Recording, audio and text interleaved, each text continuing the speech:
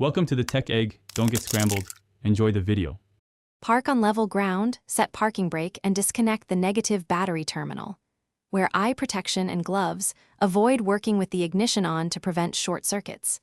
Gather tools: Torx T20, flat pry tool, 8mm socket, trim clip remover, and a replacement mirror assembly. Verify you have the correct part number for a Ford Fiesta and compare the mirror type. Note the mirror type: manual, heated, or power folding to order correct assembly and wiring. Keep small containers for clips and screws.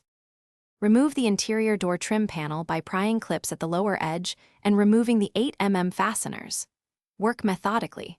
Remove window switch bezels, unplug connectors, and set switches aside in a safe place.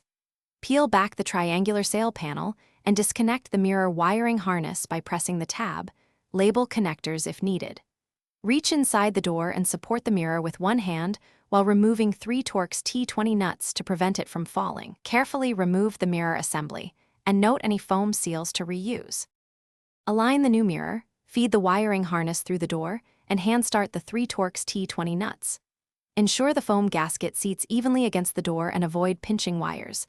Confirm wire routing matches factory clips. Reconnect the wiring harness, restore the trim sail panel, and tighten fasteners to manufacturer torque or snug, then reattach the interior door trim and 8mm fasteners.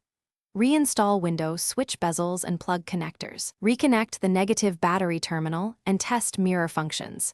Adjustment, heating, and power folding if equipped to confirm full operation. Thanks for watching. Consider subscribing if I helped unscramble your problems.